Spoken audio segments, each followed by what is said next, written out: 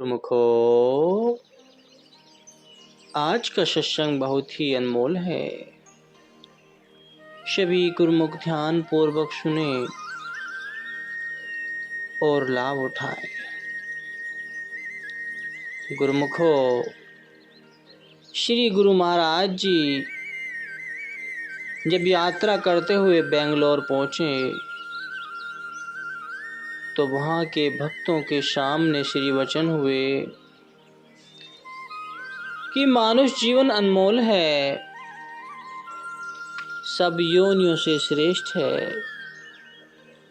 इसकी कीमत व कदर केवल गुरुमुख ही पा सकते हैं। कारण यह है कि उन्हें सत्पुरुषों की सुसंगति का दुर्लभ सहयोग मिल गया है। आम संसारी जीव इससे गुमराह हैं, अनजान हैं। उन्हें इस चीज की समझ ही नहीं है। जिन्हें महापुरुषों की चरण शरण और सुसंगति नहीं मिली, उनके लिए संत कथन करते हैं कि ते दिन भय अकार थी, संगत भई न संत, प्रेम बिना पशु जीवना, भक्ति बिना भगवंत। कि सत्पुरुषों की संगति के बिना जीवन निरर्थक है। प्रभु प्रेम के बिना जीवन का ना कोई अस्तित्व है और ना ही कोई मोल है। मालिक की भक्ति और प्रेम के बिना जीवन थोथा व अधूरा है। सत्संगति का सौभाग्य करोड़ों जन्मों के पुण्य एकत्र होने पर मिलता है। करोड़ों जन्म तो केवल गिनती के हिसाब से कहे गए हैं, परंतु इसका तो कोई हिसाब ही नहीं लगाया जा सकता। गुरुमुख जन संसार में रह रहे हैं, संसार के कारोबार कर रहे हैं, संसार का कार्य व्यवहार भी कर रहे हैं। उन्हें आज इतना आत्म आनंद मिल रहा है। क्यों? क्योंकि यह आत्मिक आनंद और सुख उसे ही मिलता है जिसके हृदय में भक्ति और प्रेम की लगन जागरूक हो चुकी हो। कहते भी हैं कि प्रेम ही परमात्मा है, परमात्मा ही प्रेम स्वरूप है। अर्थात हार्दिक प्रेम से ही प्रभु परमात्मा को पाया जा सकता है।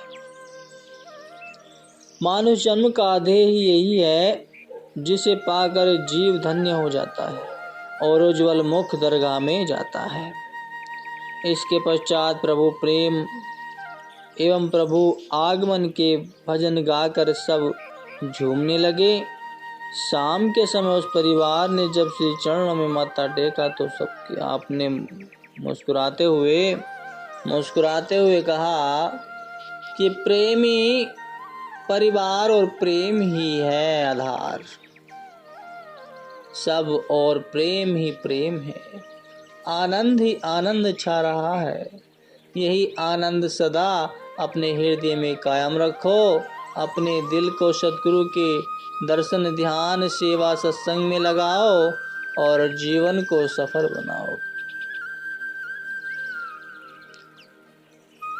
उस समय एक भक्तनी ने विनय की कि स्वामी जी, मुझे ऊंचा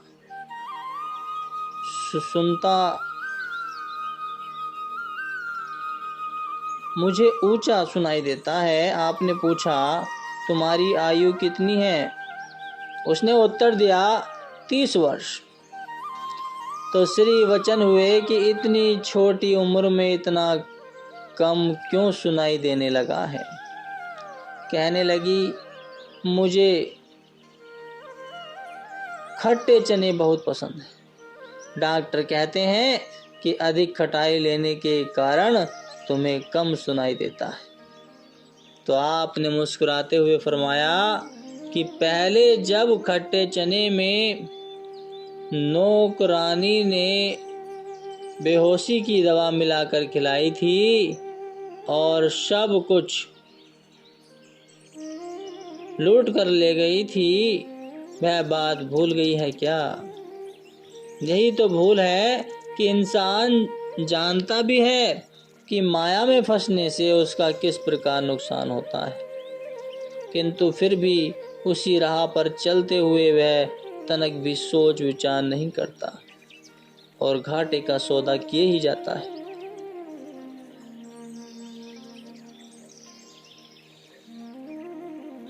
आखिर एक दिन उसे पछताना ही पड़ता है। उसने विनय की, प्रभु खाने पीने की उम्र में मैं यह खट्टा कैसे छोड़ सकती हूँ?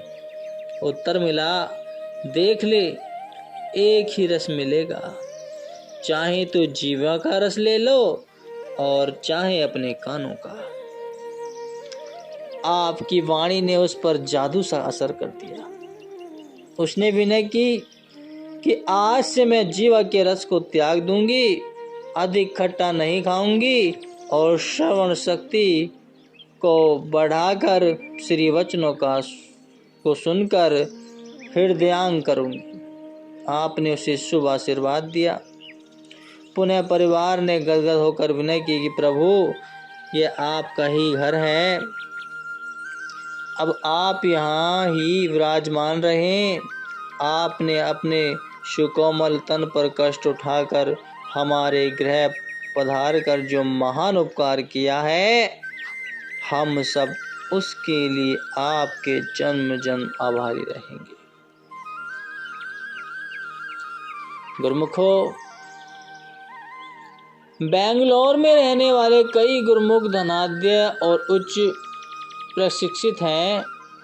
एक बार श्री सतगुरुदेव महाराज जी के श्री चरणों में एक भक्त जी ने, जिसका घर बहुत ही आलीशान और नई तकनीक से बना हुआ था, से प्रेम विनय की कि श्री प्रभु जी अपनी साधु मंडली सहित मेरे गृह में पधार कर मुझे कृतार्थ करें। साथ में उसने यह भी विनय की कि प्रभु मैं तो बिल्कुल अनजान हूँ, इसलिए मेरी यह प्रार्थना है कि भोजन बनाने का प्रबंध भी गुरुमुख जन ही करें। आपने मुस्कुराते हुए कहा, प्रेमी किसी बात की चिंता मत करो, भोजन का प्रबंध स्वयं ही हो जाएगा।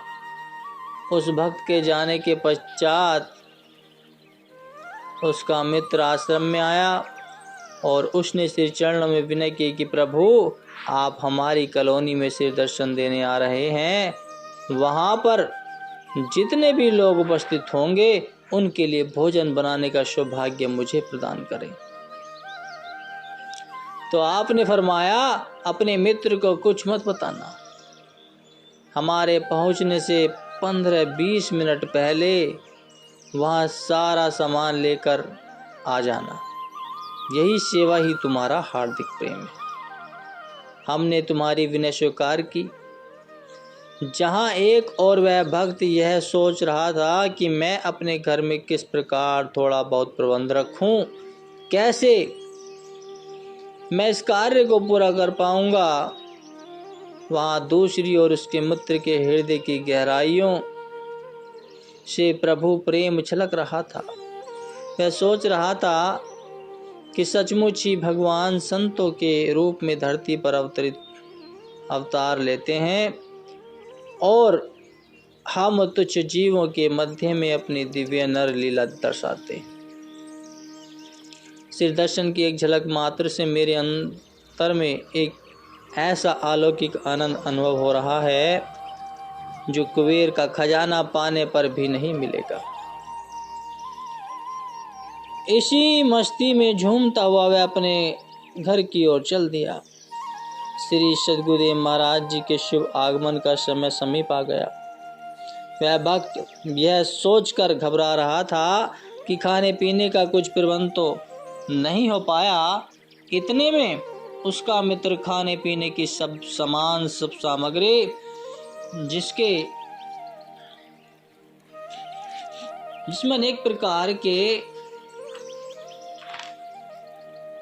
व्यंजन सम्मिलित थे, अनेक प्रकार के पकवान थे, बनवा कर वहाँ ले आया। मैं इतना भोजन तैयार करवा लाया कि उससे भी दुगनी संगत आ जाती तो भी कम नहीं पड़ता। महाप्रभु जी ने अपनी संत मंडली सहित भक्त जी के घर कृपा फरमाई। भक्त जी ने परिवार सहित आपका भव्य स्वागत किया। आज तो उसके पांव धरती पर नहीं थे। त्रिलोकी के स्वामी उसके घर पधारे थे। ऋषि मुनि योगी हजारों वर्षों तक तप करके भी जिनकी एक झलक पाने के लिए तरसते हैं, वे महाप्रभु जी भक्तों के प्रेम बस अपने अतुल्य प्रेम का खजाना लुटाने स्वयं आकर विराजमान हो गए। कितनी दयालुता है श्री प्रभु जी की। उस भक्त के घर में जितने भी कमरे बने हुए थे, सबकी छतें छतरी नुमा और कृत्रिम फूलों और बेलों से सजी हुई, मानो प्रत्येक छत पर बगीचा लगा हो। तो श्री गुरु महाराज जी ने पहले उस परिवार और उसके मित्र को श्री दर्शन दिए, उन्हें भोग प्रसाद दिया। पुनः गुरुमुखों के सम्मुख श्री वचन हुए कि जिस भवन में आज आप सब श्री दर्शन कर रहे हैं, इसकी साज सज्जा और निर्माण कार्य में कितना समय लगा है और इसे किस प्रकार बनाया गया है। इसके लिए पहले धन एकत्र करने, पुनः इसकी रूपरेखा तैयार करवाने एवं इंजीनियर से इसे बनवाने में पूरा ध्यान देना पड़ा। जब तक जीव के मन में पूर्ण रुचि और उत्साह न हो, तब तक ये सांसारिक काम पूर्ण नहीं हो सकते। इस समय भक्त जी के परिवार का मन कितना प्रसन्न हो रहा है और इस भवन की शोभा भी सबको अच्छी लग रही है। जिस प्रकार तन मन धन और समय लगाकर ही सांसारिक सुख के साधन जुटाए जा सकते हैं, इसी प्रकार ही आत्मिक सुख को पाने के लिए आध्यात्मिक कार्य करने अति आवश्यक है। जीव अपनी सुरति को केंद्रित करके ही हर काम में सफलता प्राप्त कर सकता है। प्रमाण स्वरूप यदि मकान निर्माण की ओर ध्यान न दिया जाए, सम देख रेख न की जाए, तो इंजीनियरों द्वारा निर्माण कार्य में कमियां रह सकती हैं। ऐसे ही संत महापुरुष इसी बात पर ही जोर देते हैं और बताते हैं कि तन मन धन से और रुचि एवं उत्साह से आत्म उन्नति के कार्य करो।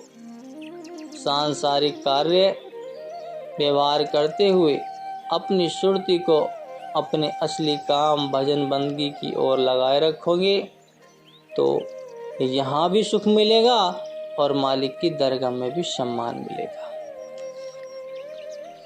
जैसे कि आज सबको आत्मिक खुशी मिल रही है, क्यों? क्योंकि आप सबको सत्संग के साथ साथ श्री दर्शनों का सौभाग्य भी प्राप्त हो रहा है। किसी से खुशी मिल रही है। यह सदैव याद रखना कि भक्ति के पांचों नियम निभाओगे तो ये सब चीजें आपके लिए सुख स्वरूप बन जाएंगी। इसके पश्चात आप गुरुमुखों को साथ लेकर अलसूर लेक पर गए। आप कार से उतर कर सैर करते हुए आगे चल रहे थे और गुरुमुख पीछे पीछे चल रहे थे। तो आश्रम के सामने की ओर लेक के किनारे आपने मुस्कुराते हुए फरमाया कि इस लेक को देखो, ये क्या कह रही है। एक भक्त ने विनय की, प्रभु इसकी ठंडी हवा यह कह रही है कि मैं आश्रम की ओर जा रही। दूसरे भक्त जी से पूछा, आंखें बंद करो और लेक की दास्तां सुनो। भक्त जी ने आंखें बंद की और पुनः खोलकर श्री दर्शन करते हुए विनय की कि स्वामी जी, यह लेक तो अपने सौभाग्य पर इठला रही है। यह कहती है कि सामने श्री परमहंस अद्वैत मत आश्रम विवेक धाम श्री प्रभु जी ने असीम कृपा करते हुए मानो मेरे लिए ही बनाया है। वहाँ से नाम सुमरन भक्ति भजन सेवा सत्संग के शीतल एवं मधुर झोंके मेरी ओर आते हैं, तो मेरी लहरों में भी मधुर संगीत झंकृत होने लगता है। प्रातः समय जब श्री प्रभु जी ने मेरे तट पर सैर करने के बहाने कृपा करते हैं, मुझे निहारते हैं और मेरी आंतरिक पुकार को पूरा करते हैं, तो उस समय मैं अपने हृदय की प्रसन्नता का वर्णन नहीं कर सकती। सत्य ही है कि महापुरुष हर युग हर समय में चर अचर सबके साथ संबंध का अपना वादा निभाते हैं। महापुरुष हर युग में आते हैं और मनुष्य के कल्याण के लिए कार्य करते हैं। महाप्रभु जी ने मुस्कुराते हुए फरमाया कि आश्रम बनाने के लिए दूर दरगाह से नक्शे उतर कर आते हैं। इस प्रकार सब गुरुमुख भी प्रभु के साथ भ्रमण कर आनंद लेकर और श्री वचनों का श्रवण कर वापस आश्रम लौट आए। श्री सद्गुरुदेव महाराज जी ने विवेक धाम में ऊपरी छत पर एक बगीचा बनवाया, जिसमें कई प्रकार के रंग बिरंगे पुष्पों एवं बेलों से सुसज्जित फुलवाड़ियाँ थीं। हर पौधे पर उसका नाम भी लिखा हुआ था। पौधों पर बनी पक्षियों की छोटी छोटी आकृतियाँ ऐसे दिखाई दे रही थी जैसे वे कृत्रिम न होकर वास्तविक हों। पौधों पर चिड़ियाँ चहक रही थी। तोते श्री प्रभु जी के आगमन पर जय जय हो बुला रहे थे और सब गुरुमुखों को जय सच्चिदानंद कहकर हर्षाते। उसमें लाइटों की सजावट अत्यंत सुंदर थी। आप शाम के समय कुछ प्रेमियों की विनय पर छत पर बनी बगियां दिखाने गए। ऊपर चढ़ते ही आपने फरमाया कि हमारा यह ग्रीन हाउस देखो, इसकी सैर का आनंद लो। प्रथम तोतों ने अपनी आवाज में जय जय और जय सच्चिदानंद बोलकर सबका स्वागत किया। सबने अपने आनंद कंद भगवान श्री के साथ उस बगिया की भीनी भीनी सुगंध और धीमी धीमी हवा के मधुर झोंकों का अलौकिक आनंद लिया। उस दिन नयन अभिराम श्री गुरु महाराज जी ने प्रत्येक पुष्प पर लिखे हुए नाम का विवरण बताया और फरमाया कि यह सब फूल कनाडा, लंदन और बेंगलोर के प्रसिद्ध उद्यानों में से लाए गए हैं, जो अपनी शोभा पर इठला रहे। यह है बाहरी सुगंध और शोभा। अब सब बैठकर भजन करो और इसी आंतरिक नज़ारों में देखो। कुछ समय भजन पर बैठने के पश्चात एक भक्त जी ने विनय की कि प्रभु, जहाँ पर साक्षात अंतर्दृष्टा प्रभु विराजमान हो, वहाँ स्वयं कुछ भी अंतर में देखना शेष नहीं रहता। सब कुछ दर्शन ध्यान में ही समाहित है। महाप्रभु जी का साम्य पाकर प्रेमी जन सच्ची खुशियों से माला माल हो गए। आपने पुनः आई हुई संगत को श्री दर्शनों से कृतार्थ किया। अगले दिन नव वर्ष की वेला में समस्त संगत के सम्मुख अपने श्री वचन कहे।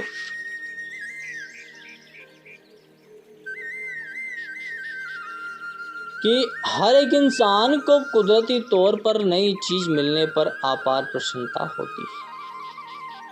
खास करके जब नया वर्ष आने वाला हो और उसमें वह खुशी अनुभव करता है और यह कामना करता है कि वह सदा खुशियों से भरपूर रहे।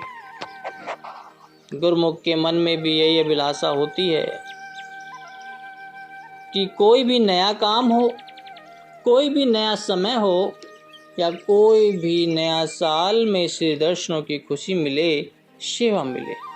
ऐसी चीज अंग संग रहे जिससे सच्चा सुख मिले। दुनियादारों को जो खुशी मिलती है वह दायमी नहीं है। कहा है कि सुख के साधन बहुत किए, दुख और चिंता बढ़ी, सहजे ही सुख मिल गया, जब सद्गुरु शरण में गई। इंसान यत्न तो सुख के लिए करता है, परंतु बदले में मिलता दुख और अशांति है। जब भाग्यों से सत्पुरुषों की शरण में आता है, तब ही इसे सच्चे सुख की प्राप्ति होती है। गुरुवाणी में वर्णन आया है कि आदि व्याधि उपाधि सब नासी विन से तीने ताप, तृष्णा बुझी पूरन सब, आशा चूके शोभ संताप। कि गुरुमुखों के मन और शरीर के समस्त संशय व रोग मिट जाते हैं और वे तीनों तापों से मुक्त हो जाते हैं। उनकी सारी ख्वाहिशें मिट जाती हैं, सब आशाएं पूर्ण हो जाती हैं, समस्त दुख कलेश दूर हो जाते हैं। जो सदैव अपने इष्ट देव को स्मरण करते हैं, वे सच्चे आनंद में लवलीन रहते हैं। बोलो जयकारा, बोल मेरे श्री गुरु महाराज जी की जय।